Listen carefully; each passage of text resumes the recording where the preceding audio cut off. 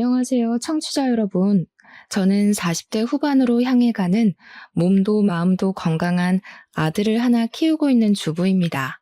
얼마 전에 아들의 학교에 일이 생겨서 찾아갔다가 겪게 된 기가 막힌 이야기를 여러분들께 들려드리기 위해서 이곳을 이렇게 찾아오게 되었습니다.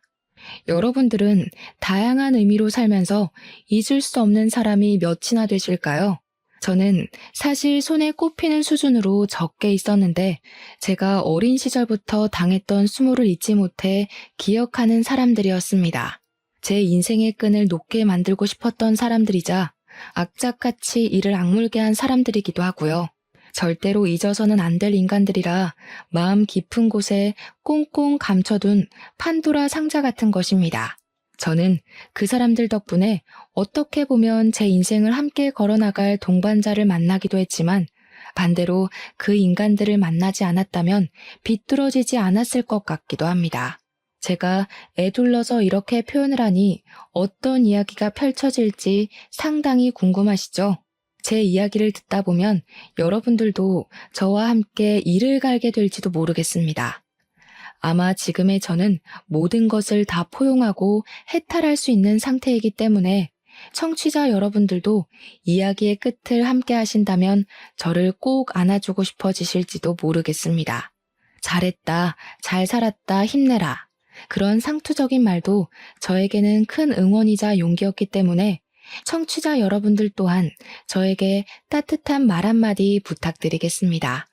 언어라는 것은 마음속에 담아두지 말고 표현을 해야 하는 거라고 하더라고요.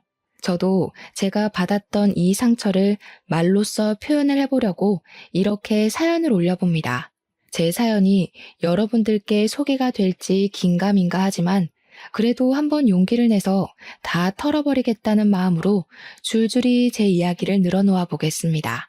함께 울고 함께 웃어주신다면 더할 나위 없이 이 글을 쓰게 된 저의 용기를 칭찬하게 될 것 같습니다. 그렇다면 지금부터 제 아픈 이야기, 황당한 이야기를 들려드릴게요. 태어났을 때 누구는 금수저를 물고 태어나고 누구는 흙수저를 물고 태어난다고 요즘은 그렇게들 많이 표현을 하더라고요. 어디 아파트에 사냐, 부모님이 무슨 차를 끌고 다니냐, 나라에서 나오는 지원금을 받냐 안 받냐. 그런 걸로 어린 아이들조차도 너는 금수저다, 너는 흙수저다 한다면서요. 저는 그 이야기가 참 우습게 느껴집니다. 흙수저 또한 흙으로 빚은 수저 정도는 들고 태어난다는 이야기 아니겠습니까? 저는 그 흙수저조차도 가지고 태어나지 못한 이 세상에 태어나서는 안 될 취급을 받은 아주 불쌍하게 처절한 아이였습니다. 저희 어머니라고 부르고 싶지도 않은 그 여자는 미혼모의 몸으로 저를 임신해서 제가 뱃속에 들어있는 10개월 내내 저를 감추고 그 누구에게도 드러내지 않았습니다. 어머니께서는 저를 낳고 나서도 버릴지 말지 한참을 고민했던 사람인 것 마냥 멍하니 계셨다고 했습니다. 저를 병원에서 낳은 것도 아니었고 아직도 저는 제가 어디서 태어났는지 알 수가 없습니다. 길바닥인지 아니면 허름한 모텔인지 아무도 알려주지 않아서 알 수가 없었죠. 단지 제가 병원에서 태어나지 못했다는 것을 알고 있는 건 제가 이미 태어난 뒤에 구조가 되었다는 걸 어머니에게서 듣고 알고 있기 때문입니다. 어머니는 저를 버리려고 했고 그걸 알게 된 누군가의 신고로 저는 병원으로 이송이 되었고 어쩔 수 없이 보호자가 된 어머니께서 출생신고까지 할 수밖에 없었던 기구한 이야기인 것이죠. 어영부영 저를 떠맡게 된 어머니께서는 저를 챙겨주시다가도 인생의 회의감이 느껴지면 저에게 아무런 신경도 써주지 않았습니다.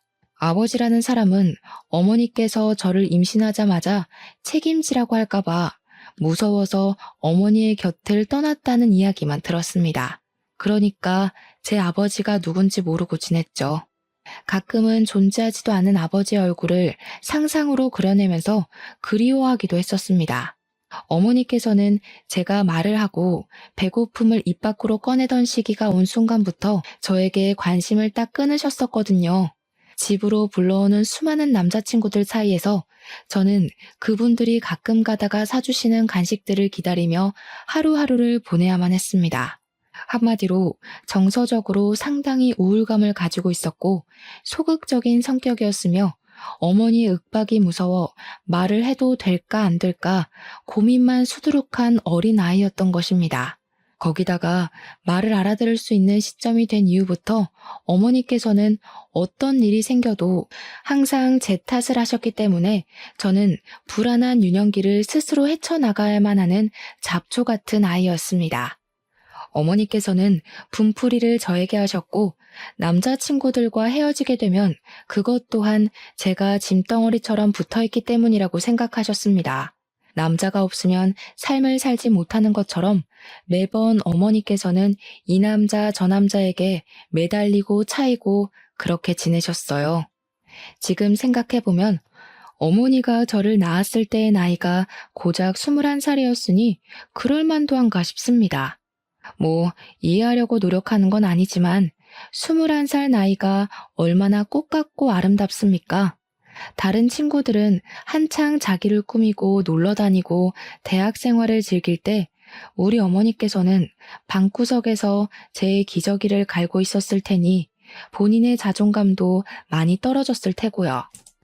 거기다가 남자로 인해 망해버린 인생이라 생각을 하셨으니 남자로 다시 인생을 펴야 한다고 생각할 법도 해서 제가 이 나이가 돼서야 그럴 수 있다는 생각이 드네요.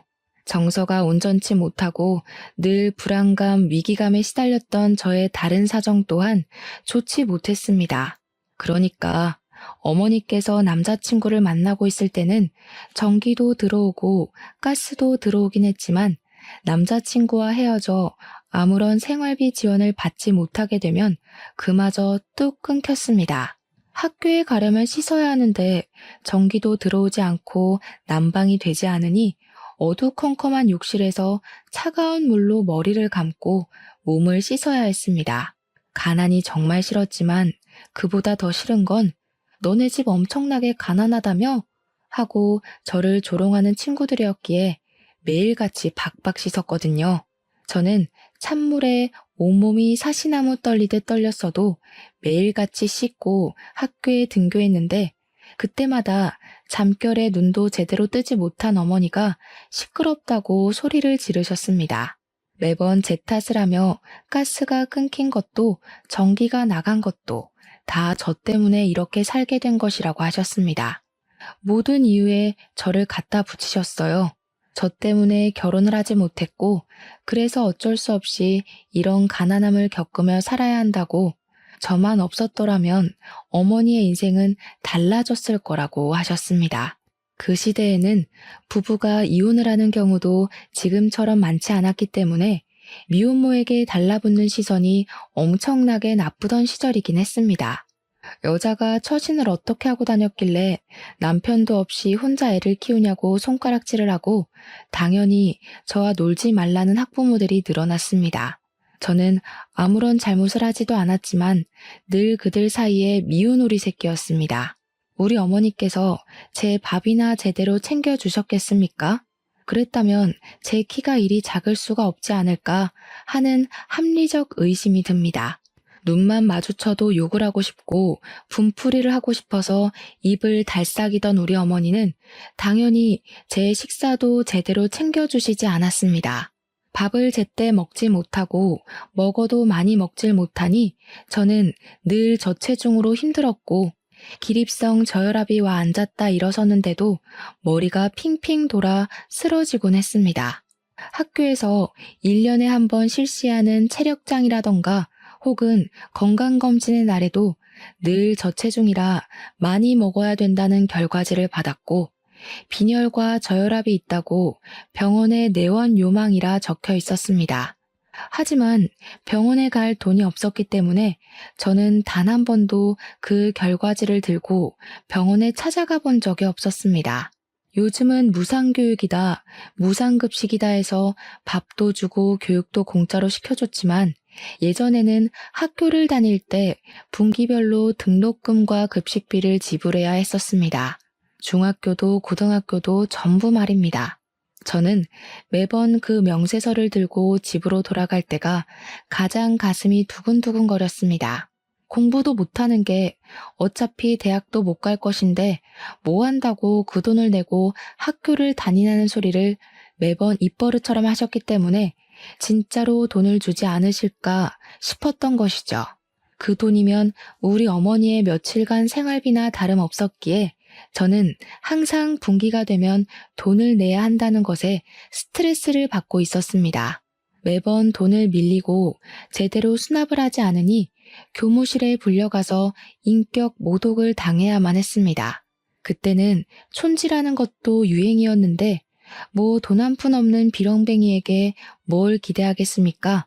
그러니 학교 선생님들도 저를 대부분 막대하셨죠. 하지만 중학생 때 유난히 저에게 친절하셨던 담임 선생님이 딱 한 분 계셨습니다. 그 선생님은 잊히지가 않습니다. 늘 등록금으로 힘들어하고 돈이 없어서 주눅이 들어있었던 저를 불쌍히 여기셔서 등록금을 대신 내주기도 하셨던 분이셨거든요. 저에게 학교를 그만두고 싶어도 중학교 졸업조차 못하면 사회에서 아무짝에도 쓸모없는 사람이 된다고 고등학교까지 꼭 졸업하라고 용기를 주셨습니다. 고등학교까지는 졸업을 해야 공장에 취직을 해도 할 거라면서요. 저는 그 말을 뼛속 깊이 새겼습니다. 학교에서 소풍을 가는 날에도 도시락 한 번을 싸준 적 없던 우리 어머니. 저는 김밥 한 줄을 살 돈조차 없어서 소풍에 가면 천덕꾸러기처럼 반 친구들의 김밥을 하나씩 얻어먹으며 배를 채웠습니다. 기분 좋게 김밥을 한두 개 나눠주는 친구가 있는 반면 저에게 거지라고 놀리며 김밥을 적선하듯 주는 친구도 있었습니다. 제가 가난하고 싶어서 가난한 게 아닌데 그런 취급을 받을 때면 정말 속상해서 속이 뜨거워지고 눈시울이 시큰거리곤 했었습니다. 우리 어머니는 늘 저에게 관심이 없었고 바깥으로 놀러 다니기 바빴으며 동네에서도 소문이 참 좋지 않은 문제가 많은 그런 여자였습니다. 하지만 어머니는 항상 제 탓을 하셨고 저는 그 말에 익숙해져 있었기에 정말로 어머니의 불행함은 모조리 나의 탓이구나, 내가 존재해서 그런 거구나 하며 지내게 되었습니다. 어머니께서는 제 존재를 부정하셨고 제가 중학생이 된 이후부터는 정말 저를 가족이라고 생각도 하지 않고 그렇게 지내셨습니다. 제가 17살이 되어서 고등학교에 입학을 했을 때 어머니께서 웬일로 저에게 같이 나가서 교복을 사자고 하셨습니다. 중학생 때도 학교 졸업하는 선배들이 물려주는 교복을 3년 내내 입고 지냈었기 때문에 새 교복을 사준다 하니 정말 날아갈 듯이 기뻤습니다. 어머니는 저에게 비싼 교복을 사주시면서 이제 고등학생이니까 앞가림 정도는 스스로 하라고 웃으며 말씀을 하셨고 저는 아무것도 모른 채 좋다고 고개를 끄덕였습니다. 그저 그때는 새 교복을 사게 되었다는 것, 그거 하나만으로도 너무 행복했기에 어머니의 말 속에 숨겨진 뜻이 무엇인지 전혀 눈치를 채지 못했습니다.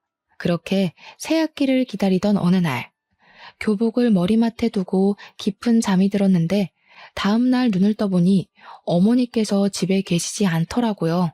처음에는 그저 어머니께서 아침부터 볼 일이 있으셨나 보다 하고 말았습니다. 가끔 그렇게 일찌감치 사라지시는 날이 있었거든요. 그런데 그날 밤이 되도록 어머니께서는 집에 돌아오지 않으셨고 저는 자고 있으면 알아서 들어오시겠지 하면서 잠을 청하게 되었습니다. 제 예상과는 달리 어머니께서는 그날도 집에 돌아오지 않으셨고 저는 어디 가까운 곳으로 여행이라도 가셨나 보다 하면서 학교를 아무렇지 않게 다니고 있었습니다. 3일이 지나도록 어머니께서 돌아오지 않자 저는 점점 불안해졌고 일주일이 지난 시점에서야 알게 되었습니다. 어머니께서 저를 버리고 혼자서 떠나셨다는 사실 말입니다. 어머니께서 떠나셨다는 걸 자각하게 되었을 때 저는 정말 눈앞이 캄캄해지는 느낌을 받았습니다. 그 전에도 돈이 부족한 생활을 하곤 했지만 정말 1원 한 장 제 손에 쥐어주지 않고 그렇게 떠나실 거라고는 상상도 해본 적이 없었으니까요. 경찰 앞을 정말 몇 번이나 왔다 갔다 했는지 모르겠습니다. 결국 용기를 내어 경찰서에 들어가 우리 어머니께서 가출을 하신 것 같다고 신고를 하게 되었습니다. 경찰들은 귀찮은 걸 떠안았다는 표정으로 저에게 다른 보호자분은 어디에 있냐고 물어보셨고, 저는 아버지가 없었기에 다른 보호자는 없다고 이야기를 했습니다. 그 말이 끝나기 무섭게 경찰들의 표정이 바뀌더니 막 분주하게 이곳저곳 연락을 넣고 저에게 집에 같이 가보자고 말씀을 하셨습니다. 어머니와 제가 간신히 몸을 닐 만한 원룸으로 경찰들과 함께 걸어가고 있는데 대뜸 저에게 다른 보호자가 없으면 보호시설을 가야 하지 않겠냐고 이야기를 꺼내더군요. 경찰분들이 전화통화를 하던 곳은 제가 임시로 지낼 만한 보육원 같은 보호시설이었던 것이었습니다. 보호시설이 요즘은 시설도 좋고 전문적인 선생님들이 상주하고 계시지만 그때 당시에는 그렇지 못했습니다. 시설도 나빴지만 무엇보다 나쁜 원장이 참 많았고 아이들을 상대로 앵벌이를 시킨다던가 무급으로 노동을 시킨다던가 하는 일이 생각보다 꽤 많았습니다. 한마디로 지금보다 더 나쁘면 나빴지 좋을 상황은 아니라는 생각이 들어서 저는 보육시설에 가고 싶지 않다는 생각이 번쩍 들었습니다. 정말 너무너무 무서웠습니다. 어머니께서 혹시라도 나중에 제 생각이 난다면 저를 찾아오실 수도 있다고 생각을 했고 고아원은 죽기보다 가기 싫었습니다. 또 그 시설에 있는 아이들이 엇나간 아이들의 표본이라고 생각을 했거든요. 거기 가면 다 일진들만 수두룩하게 있을 것 같아서 도망치고 싶었습니다.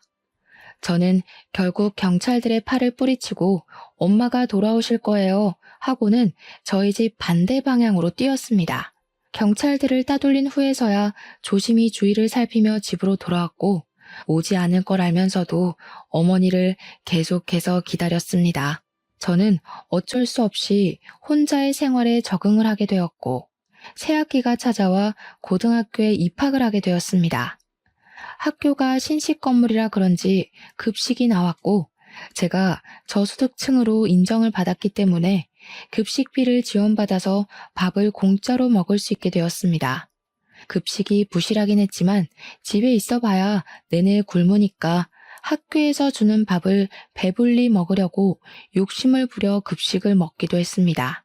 저의 그런 모습을 보고 학교 선생님들도 동급생들도 저를 거지라고 놀리기 시작했고 자연스럽게 왕따가 되었지만 몇 년을 겪었던 일이기에 대수롭지 않게 생각했습니다. 점심을 배불리 먹을 수 있다는 것만으로도 학교 생활이 무척이나 즐거웠거든요. 어머니께서 집을 나간 뒤로는 정말 흰죽도 못 얻어먹는 신세가 되어 저녁은 항상 굶거나 수돗물로 배를 채워야만 했습니다. 동급생 여자애들은 저를 무시하기 시작했는데 그 중에 유독 민지라는 여자아이가 저를 그렇게 괴롭히고 못살게 굴었습니다. 여자아이들의 따돌림이라는 게 그냥 욕이나 하고 무시나 하고 그 정도로 가벼울 것 같다고 생각하시는 분들이 대부분일 텐데요. 아닙니다. 정말 무섭습니다. 특히 민지라는 친구는 그저 저를 괴롭히기 위해 존재하는 사람 같았다고나 할까요? 아니요. 사탄 같은 친구였습니다. 처음에는 그저 다른 일반적인 왕따나 장난처럼 교과서나 체육복을 숨겨놓고 골탕을 먹이는 가벼운 장난으로 시작을 했으나 강도는 점점 심해졌습니다. 그도 그럴 것이 제가 초등학생 때부터 쭉 왕따를 당해왔는데 고작 교과서와 체육복 따위로 크게 반응을 할 리가 없었으니까요. 저를 괴롭히는 무리들은 제가 반응하지 않자 점점 심하게 저를 괴롭히기 시작했고 제 얼굴이 일그러지는 것을 보면서 상당히 기뻐했습니다. 더러운 쓰레기들을 모아서 제 책상 서랍 안에 넣어두기도 했고 일부러 화장실에 들어가 있으면 천장과 칸막이 사이로 물을 뿌려대기도 했습니다. 몇 번의 물 세례를 받은 뒤 교실에 들어가지도 못하고 화장실에서 숨지겨 울고 있었는데 선생님께서 수업에 들어오지 않았다고 공개적으로 저를 혼낸 일도 있었고요. 수업이 다 끝나고 집에 돌아가는 길에도 학교에서 쳐다본 게 기분이 나빴다며 저를 뒷골목으로 불러서 괴롭히는 일도 있었습니다. 몇 번의 반복 끝에도 저는 그 괴롭힘에 익숙해지지 않았고 더 이상은 견디기 힘들어 어른들에게 도움을 요청하려고 했지만 제 편을 들어줄 어른이 하나도 없었습니다. 결국 저는 큰 결심을 하고 선생님을 찾아갔더니 친구들 사이에서 그럴 수도 있지 않냐고 하시며 가해자의 편에 서서 이야기를 하시더라고요. 저에게 성격에 문제가 있을 수도 있으니까 반 친구들이랑 잘 지내보려고 노력을 해보라고 하시면서 마치 제가 가해자인 것처럼 이야기를 하셨습니다. 결국 저는 참다 참다 경찰서를 찾아가게 되었고 경찰서에서는 학교에 신고가 접수되었다며 찾아와 가해 학생들을 불러냈습니다. 하지만 학교 측에서 학생들이기 때문에 수업을 뺄 수 없다고 완강하게 거부를 했고 우리 학교에서는 학교 폭력이라든지 왕따 같은 것은 없다고 딱 잘라 말했습니다. 그 뒤에 담임 선생님께서 저를 불러다가 같은 반 친구들끼리 장난도 치고 하는 거지 그런 걸로 경찰에 신고를 하면 안 된다고 저를 혼내셨습니다. 제가 못된 아이고 염치도 없는 학생이고 그러니 저에게 친구들이 하나도 없는 거라면서 저를 질책하시더라고요. 다행히 살던 집에서 쫓겨나는 일은 없었지만 제가 아르바이트를 하지 않고서는 생활을 전혀 할 수 없는 수준에 이르렀습니다. 눅눅해져 곰팡이가 피어버린 쌀은 더 이상 곤란해 먹을 수 없을 지경이었고 반찬 같은 건 기대도 할 수 없는 수준이었습니다. 물조차 살 돈이 없었기에 수돗물을 떠다 마시고 있었는데 그마저도 끊기기 일보 직전이어서 저는 일자리를 알아보게 되었습니다.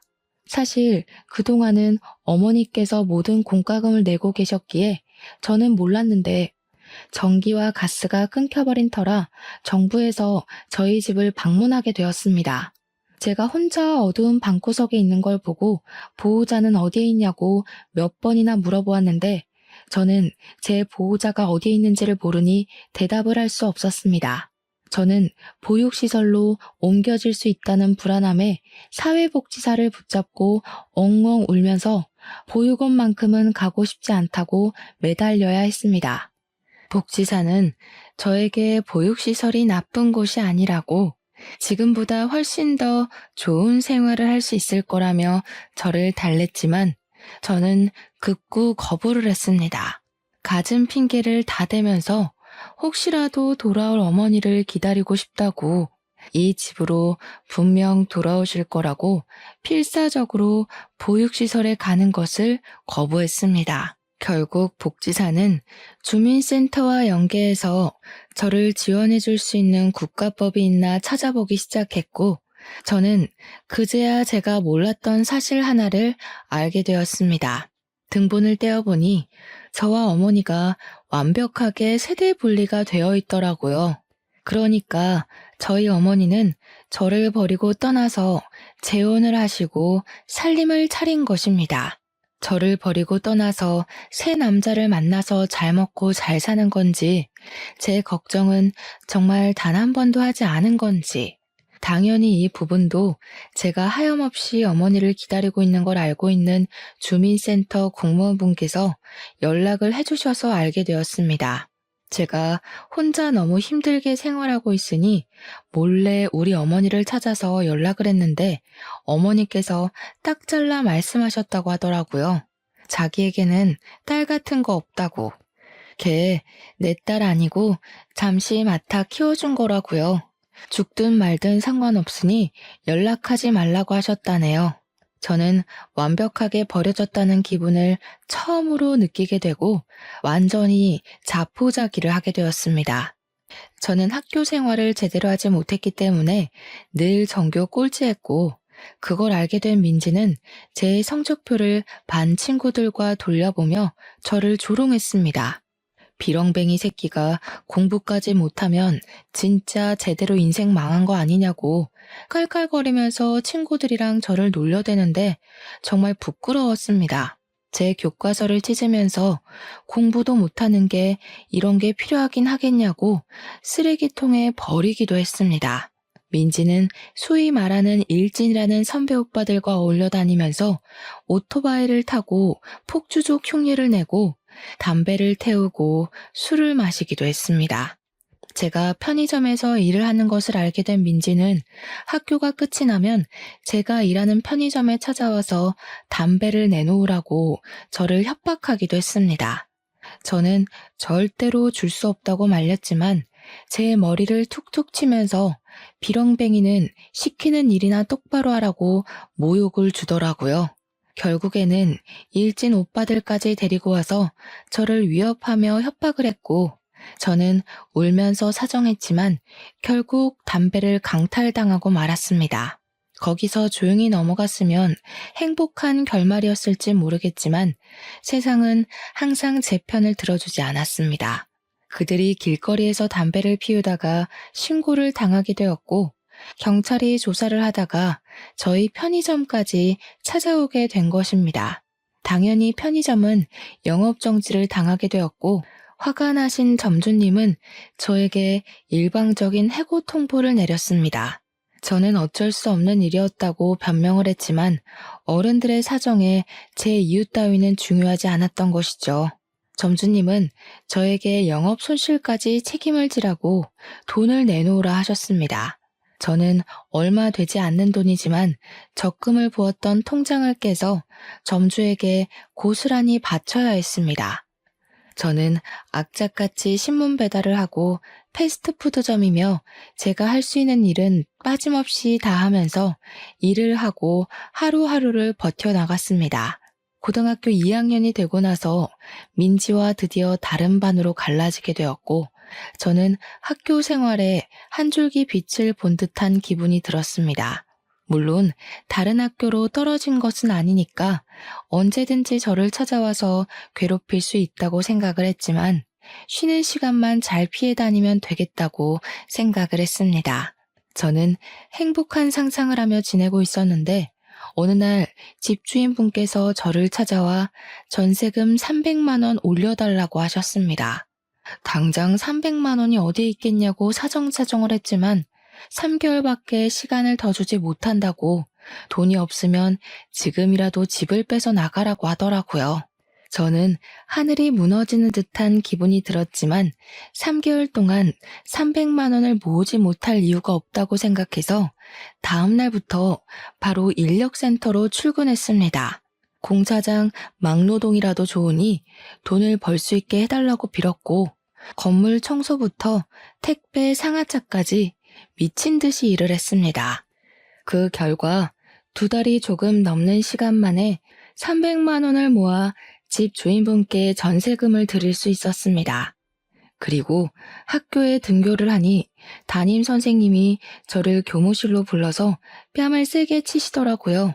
선생님께 맞았다는 생각에 귀가 멍해지고 눈앞에 별이 반짝하는 것 같았습니다. 제가 두 뺨을 감싸고 선생님을 보자 씩씩거리며 말씀을 하시더라고요. 학교가 장난이야? 네가 나오고 싶으면 나오고 안 나오고 싶으면 안 와도 되는 놀이터야? 어? 이 새끼가 아주 이렇게 난장판으로 학급 분위기 조성할 거면 자퇴를 해. 저는 정말 너무나도 속상했습니다.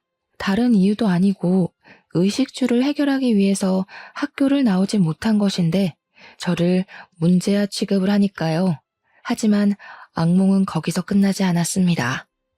제가 새로 구한 아르바이트가 2층에 있는 파스타집이었는데 저녁밥도 해결할 수 있고 생각보다 월급도 짭짤해서 마음에 드는 일자리였습니다. 그런데 그 건물 3층에 주점이 들어와 있었거든요. 제가 파스타집에서 마감 아르바이트를 끝내고 집으로 돌아가는데 그걸 민진의 일당이 목격을 한 것이었습니다. 간판이 꺼진 파스타집에서 나온 거라 생각하지 않고 제가 주점에서 일을 했다고 생각을 한 건지 학교에 이상한 소문을 내기 시작한 것입니다.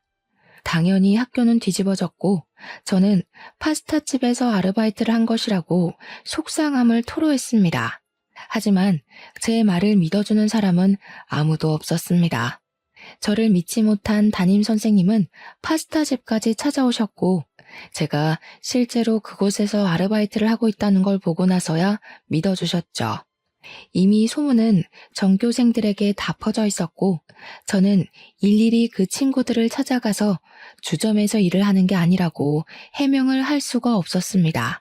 결국 학부모의 항의 전화가 걸려오고 학교에서는 저에게 학교의 이미지를 실추했다고 하며 자퇴를 권유했습니다. 저는 죽어도 졸업장을 받고 싶다고 했지만 그러면 강제 전학을 보내겠다고 했어요.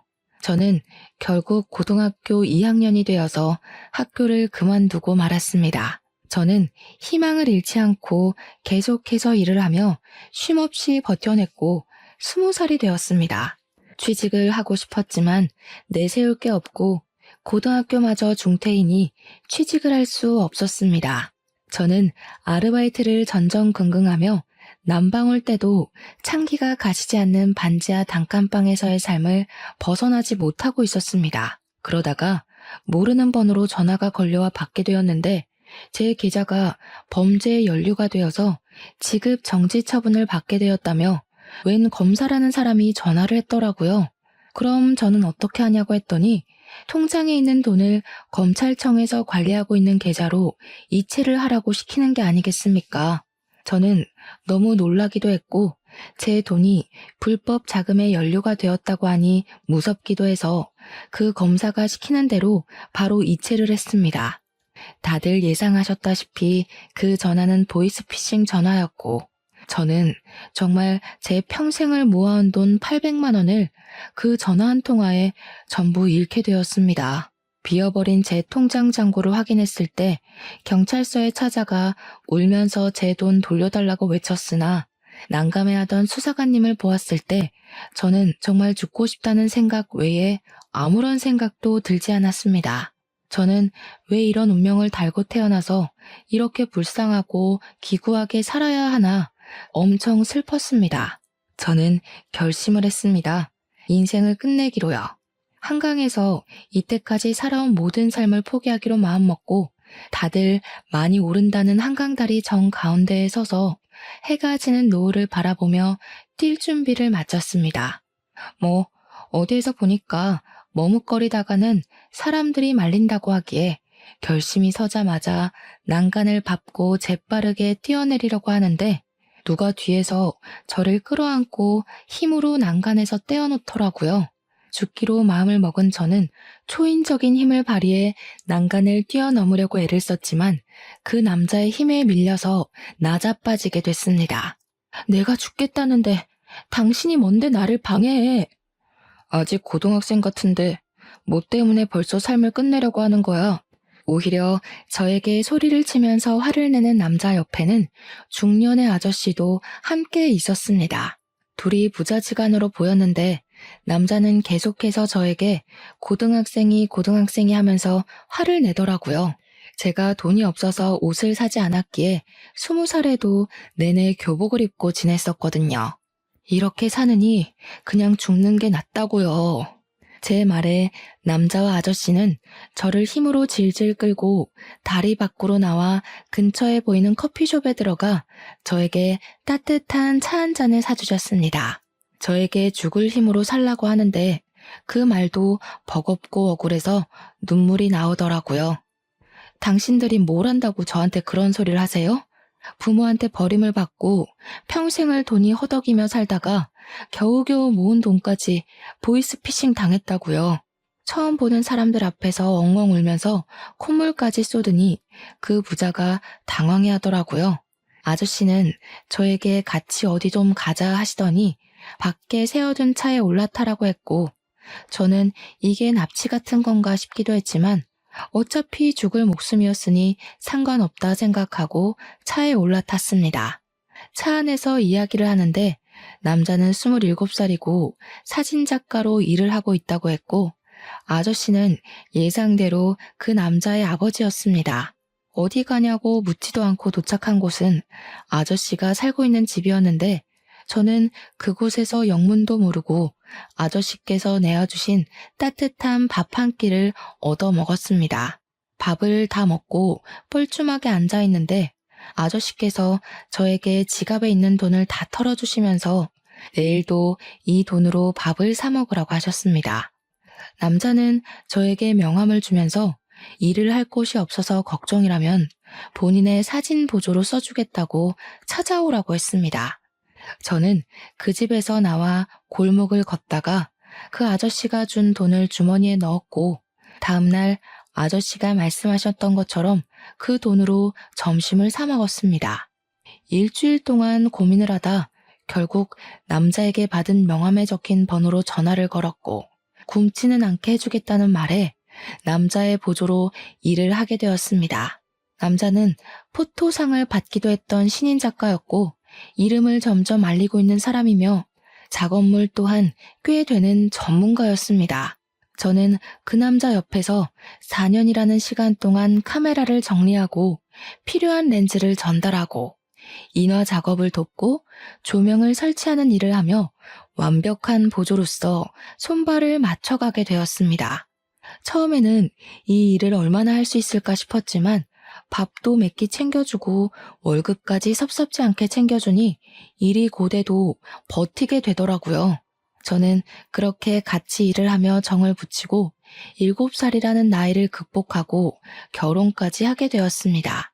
남편의 어머니는 남편이 어린 시절 일찌감치 돌아가셔서 남편은 시부와 둘이서 아웅다웅하며 살았다고 하더라고요. 시부는 제가 어떤 유년 시절을 겪었는지, 어떤 마음으로 삶을 포기하려 했는지, 다시 용기를 내어 살게 되었는지 알고 계신 분이라 결혼을 반대하지 않으셨습니다. 저를 내내 옆에서 지켜봐 주셨기에 오히려 잘 됐다면서 저희의 결혼을 진심으로 축복해 주셨고 저와 남편은 행복한 결혼식을 올리게 되었습니다.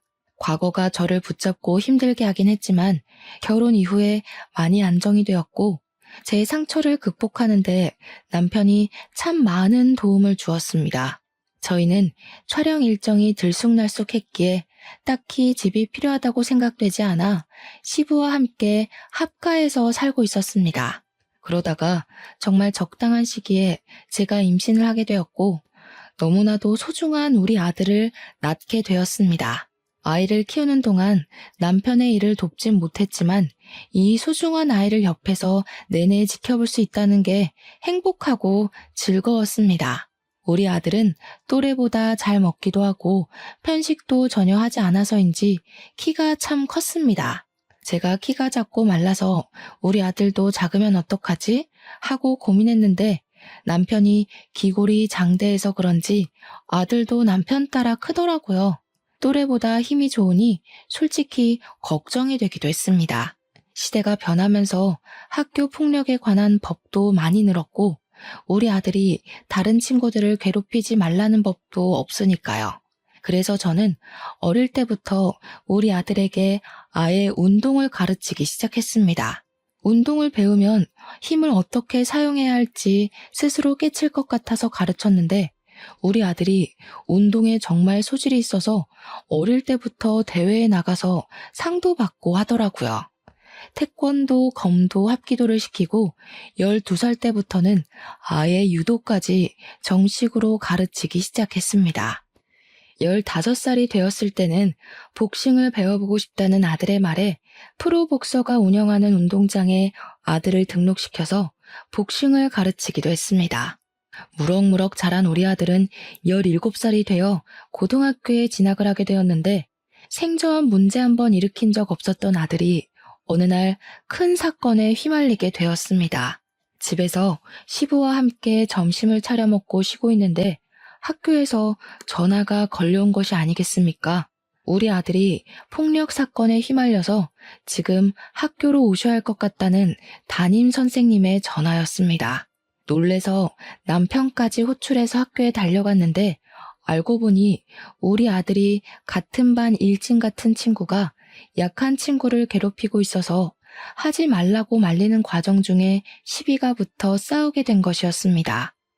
학교 선생님들도 평소 수업 태도가 좋은 우리 아들의 편을 들었고 사건의 전말을 다 알고 있어 일진 친구를 전학 보내기로 결정을 내렸다고 하더라고요. 하지만 일진 학생 부모가 학교에 찾아와서 자기 아들이 맞았으니 피해자인데 왜 우리 아들이 전학을 가냐고 난동을 부리고 있다는 겁니다. 저는 일단 우리 아들이 일진 학생과 싸웠기에 이야기를 나누려고 갔는데 거기에는 왕따를 당하던 학생네 부모님도 같이 자리를 하고 있더라고요. 일진 학생의 부모 얼굴을 보는데 이상하게 얼굴이 낯이 익은 게 아니겠습니까? 그 순간 딱 기억이 나더라고요. 네, 바로 민지였습니다. 지금 우리 아들을 때려놓고 뻔뻔하게 얼굴을 들고 나타나? 너 혹시 땡땡 고등학교 나온 강민지 아니니? 그러니까 저를 빤히 보더니 기억해내고는 기가 막히다는 듯이 웃더라고요. 그 순간 피해자 학생의 부모가 소리를 쳤습니다. 뻔뻔하게 우리 아들을 괴롭힌 놈이 피해자라고 나서는 게 어이가 없어 정말? 이러는 거 쪽팔리지도 않아요? 지금이 어느 시대인데 너 학교 다닐 때도 그렇게 일진짓거리를 하고 담배 피우고 오토바이 타고 하더니 변한 게 하나도 없구나. 뭐? 뭐가 어쩌고 어째? 담배를 피우고 오토바이를 타요? 우리 와이프가? 순간 민지가 사색이 되어서 입을 합 다무는데 민지 남편이 민지를 확 째려보면서 말을 하더라고요. 학교 다닐 때 조신하게 공부만 했다고 그래서 유학도 갔다 왔다고 하더니 생양아치였다고? 제가 누굴 닮았나 했더니 이것은 사기꾼 아니야? 그러면서 갑자기 민지네 부부가 부부싸움을 시작하는 게 아니겠습니까? 피해자 학생 부모와 저희 부부 모두 어이가 없었죠.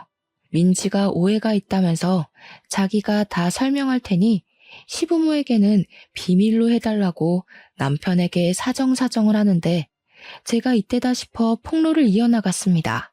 오해는 무슨 오해야. 너 내가 일하던 편의점에 와서 담배 내놓으라고 난리쳐서 영업 정지까지 먹였잖아. 제 말에 민지 남편이 거칠게 넥타이를 풀면서 쪽팔려 죽겠다고 소리를 치더라고요. 그러던 와중에 교무실에 웬 노부부가 나타나서는 민지 아들한테 달려가 우리 손주, 귀한 우리 손주 얼굴 누가 이렇게 만들었냐고 침 튀기며 소리를 지르더군요. 제 아들의 멱살을 잡은 할머니가 네가 우리 손주 때린 거냐고 난리를 치는데 남편이랑 저랑 기가 막혀서 빤히 바라보았습니다. 그런데 정말 다시 생각해도 너무 소름 끼치고 어이가 없네요. 그 할머니가 글쎄 저를 버리고 떠난 제 친모이지 뭡니까? 엄마? 순식간에 찬물을 끼얹은 것 마냥 조용해지고 친모는 저를 보더니 손을 벌벌 떨면서 얼굴이 시퍼렇게 질리더군요. 제 남편도 어리둥절해서 저를 바라보는데 보아하니 친모랑 재혼한 남자의 아들이 민지의 남편인 것이었습니다. 교무실은 완전히 난장판이 되었죠. 저 사람이 너 버리고 갔다는 그 친모? 하루아침에 가출을 하더니 딴 남자랑 재혼해서 나 같은 거 모른다고 했던 그 친모. 이게 다 무슨 소리야? 딸아이 하나 있던 거 전 남편이 데려갔다고 하지 않았어? 그래서 우리 아들을 친자식처럼 생각하고 싶다고 그랬잖아. 그들의 막장 이야기를 듣다 보니 상황이 모두 정리가 되더라고요. 민지는 제 남편에게 요조 숙녀인 척 연기를 했고 날라리처럼 행동했던 지난 과거를 전부 청산하고 시집을 간 것이었습니다. 친모는 전 남편에게 저를 빼앗기고 상심이 큰 엄마 역할을 하며 새로 생긴 새 아들에게 현모양처 코스프레를 하면서 헌신을 다하고 있었던 것이고요. 하필이면 민지 아들이 큰 사고를 치는 바람에 판도라의 상자가 열려버린 거죠. 저는 그 태풍 한가운데 있는 태풍의 눈이었고요.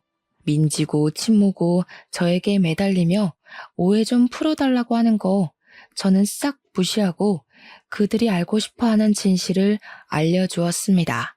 민지 쟤는 일진이었고 술 담배는 기본으로 했죠. 양아치 오빠들이랑 어울려 다니면서 오토바이를 탔고요. 저를 엄청나게 괴롭혀서 자살까지 생각했었어요.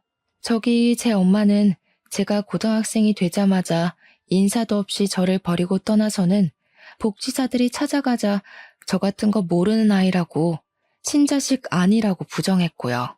저는 엄마 때문에 돈 한 푼 없이 학교도 제대로 졸업 못했고요. 몇 번이고 죽고 싶었습니다. 교무실에서 배신당한 두 남자의 투닥거림이 시작되었고 곧 욕설이 난무하는 난장판이 되었습니다. 학교에서는 골치 아파하며 결국 민지의 아들을 전학 보내는 것으로 마무리 짓기로 했고요. 그 이후에 친모와 민지가 제 연락처를 어떻게 알았는지 연락이 와서는 저 때문에 둘 다 이혼하게 생겼다고 저를 원망하더라고요. 그게 왜 저 때문이겠어요? 자기들이 과거에 못된 짓 한 만큼 벌 받는 거죠. 저는 그들에게 비웃음을 실컷 날려주며 차단을 걸어버렸습니다. 증거가 없어서 소송전을 펼치진 못했지만 그들도 똑같이 가정에 버림받고 멸시받게 되었으니 아주 쌤통이라 생각합니다. 저는 덕분에 속도 너무 시원하고요. 지금은 우리 아들, 우리 남편, 그리고 시부까지 함께 살면서 너무나도 행복하답니다. 여러분들은 제 사연 어떻게 들으셨나요? 정말로 시원하지 않나요? 여러분들도 속에 묵혀놓은 이야기가 있다면 다 꺼내어 말하는 건 어떨까요? 그럼 저처럼 속이 뻥 뚫리는 경험을 해볼 수 있을 거예요. 아무튼 제 이야기는 여기서 끝입니다. 들어주셔서 정말로 감사합니다.